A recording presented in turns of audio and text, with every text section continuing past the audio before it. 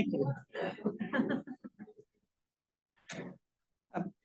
Thank you very much. For those of you that 2 years ago, Connie invited a group of people, and I was one of them, to help develop this framework.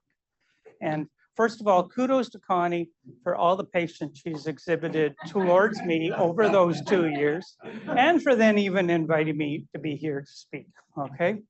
The story I'm going to tell you starts almost 30 years ago for me, when I joined the Kellogg Company. And at that point, under Victor Flagoni's leadership, there was a considerable amount in investment of time and money in identifying a superior bioavailable form of iron for ready-to-eat cereals. They'd gone through all the safety protocols, they got all the regulatory improvements and agreements, and they launched this product in Mexico, and it's not in the marketplace today, and it wasn't 2 years after that date. It was 2 to 3 times more bioavailable than any other form of iron, but the requirements are milligrams of iron, and you could not downsize the amount you put in and have the same percent daily value.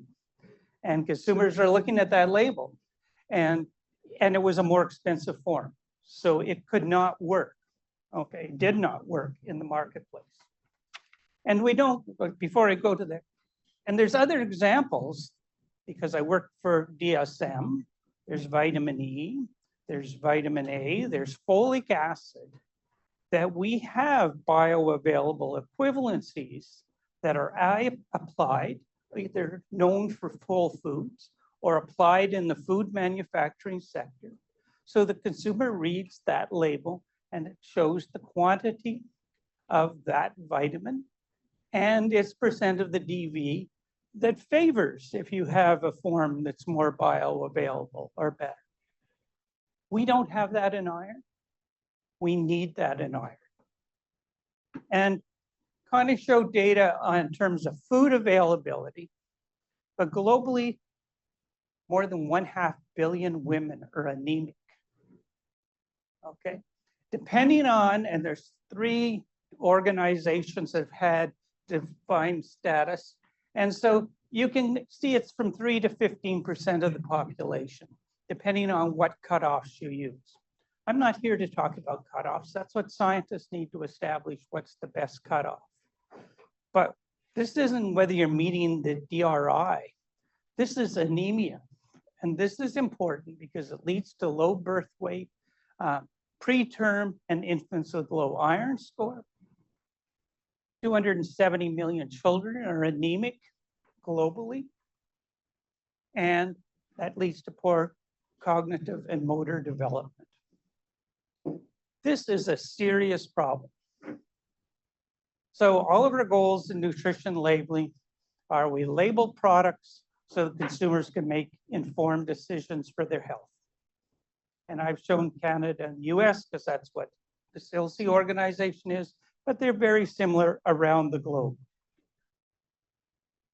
And then often we as nutrition scientists then want to apply that to food frequency data, 24-hour data, other methodologies, global availability of food to calculate, is there enough of this nutrient available? Do we think people are getting it?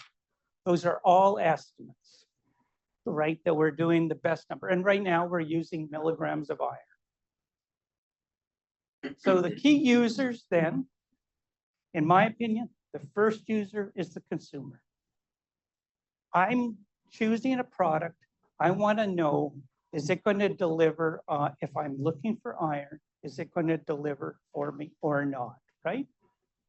And then, I had a caveat there because it's really not that critical if I'm already iron sufficient.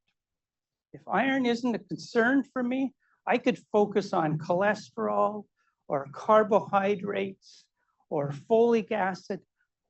I don't really need to worry and be subject to, fear-mongering on my iron status. Then the second group is researchers that are going to use it and used it to estimate for populations based on dietary intake.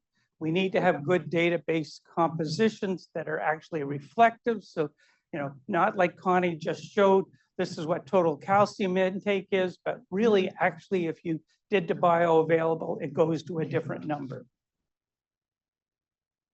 And then regardless of whether it's iron or any fortificant, I mean, first you've got to have safety.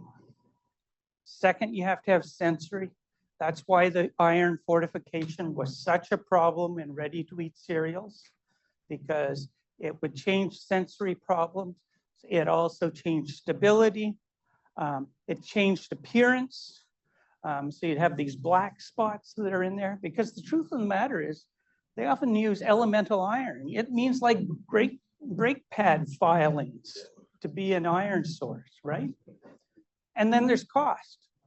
Because whoever's making that food, if it's not in naturally produced, grown, how much is this fortificant going to cost versus another one? And then what we're talking about today is bioavailability. Now, iron's different than calcium and some others. We consume iron. We have DRIs for how much we should be consuming. But 90% of our iron requirement is met through endogenous recycling. So red blood cells, as they die, that iron that's in them to carry oxygen and hemoglobin is repurposed and recycled. Okay, so that's one big difference. The second is that in terms of obligatory losses, especially in women that are menstruating, there's a big sex difference in terms of what that requirement is. And the third is we have no mechanism for excreting iron. Okay, so iron overload can happen. Now, our bodies also don't absorb it very well, and we'll get to that. They have control over their absorption, I should say. Because our status, our ability of enterocytes to absorb iron into those enterocytes of the gut and then pass it to the body is regulated. And so if iron status falls, then enterocytes get greater capacity to do that. We also have active transport of iron, both in the duodenum as well as in the colon. So the microbiome can influence our iron status as well as our intake. And so then as iron levels increase, our stores, our circulating hepcidin also increases, and that's what turns off the absorption and transfer method from the gut. So we're all of us being regulated in terms of our iron absorption based on our iron need. And for years that was thought it didn't work in infants, but we actually now have data that that system is intact in newborns. So there are a whole bunch of factors that affect iron. So one I went through is iron status, but as Connie said, we're trying to use an approach that we can take iron status out of that. And so from bioavailable labeling and nutrition labels, we should want normal, healthy people, I would argue, and say this is what the number should be.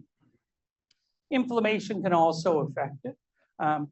Fortificant is a huge difference, and we'll come to that, depending on the chemistry of the iron that we have. Also gastric retention, depending on the matrix of food we eat, whether there's other inhibitors or other promoters of iron absorption. So phytic acid and calcium interfere with iron absorption, whereas vitamin C promotes iron absorption into enterocytes. This slide is busy, but the top line is, we know that heme iron from meats is the most bioavailable. And so it's 25 to 30% is what studies have shown. Then when we get into plant-based products, it can range from 2% to 9%. The Institute of Medicine has basically assumed that the mean for heme iron is 25%. The mean for non-heme iron is 10%. then made assumptions about the proportion of our iron that we get from meat versus plant-based foods, and said, it's 18%. Well, that tells you there's a lot of noise in that, right? Because those are computed averages that assume that you're not a vegetarian. If you're reading that same label than somebody else. So when it comes to how do we improve iron status, because that's the biology, there's really two choices that we have. One has been and is biofortification of plant-based products to increase the iron content, or if we think back to our earlier presentation before, maybe modification with CRISPR to make the iron more available in that. And then the second one is how we fortify or what we put in supplements. And that's where I'm going to spend the rest of the time. I'm not going to be discussing the biofortification approach. And that's what's used for flour. That's what's breads. If you think about it, it's used for complementary foods, infant formulas. There's a whole lot of regulations there. It's also micronutrient powders and supplements. This is a busy slide. I don't need you to read the numbers, Joe, but what typically has been done in iron is to use ferrous sulfate as the gold standard. It's 20% iron. If you set it, it is 100% bioavailability, and it has a cost of about $1 or a penny, depending, I'm not sure of the units actually right now, per milligram of iron. It's a penny, actually. But the point I want to make is look at the long list, right? There are so many choices out there for food manufacturers. Here are two that I'm going to highlight. So Kellogg was working with iron EDTA. You'll find it in Southeast Asia in soy and fish sauces because it works really well and it's stable in those types of sauces. And it's 13%. If you have phytic acid or oxalates like ready-to-eat cereals can have, it's 2 to 3 times more bioavailable than ferrous sulfate. So it's equivalent or way better, but it's 16 cents per milligram. Okay, versus if you use the elemental iron, that might be 13, 5 to 20 carbonyl iron. They're 2 cents, half a penny per milligram. That was the headwind that Kellogg ran into, right? They had a product that was looking at 2 to 3 better times more than the gold standard. But what was being used by competitors and most was down in this category at less than 2 cents. And they couldn't even reduce the amount and have it read appropriately on a nutrition label. So you revert back to the less bioavailable product, and you keep communicating to consumers that it's the same percentage of the daily value. So what we need, just like has been done with calcium, we need to have studies that with healthy people that are free of inflammation. We need to make sure that there's a standard iron reference used in these studies. And then we need to be able to compare to other iron fortificants, that we know what that iron fortificant is. We also know what the food is. And we can now start to have bioavailability adjustments, right? And be able to apply numbers. So we can now predict it, and consumers will be better informed. We now can update food composition databases, and they'll be more reflective of what people are eating. But this is where I diverge and have a strong personal opinion, because we still have a lot of challenges that remain. Foods aren't eaten in isolation. Diets differ by culture and region. And we are not very honest about how much we eat or how much we exercise.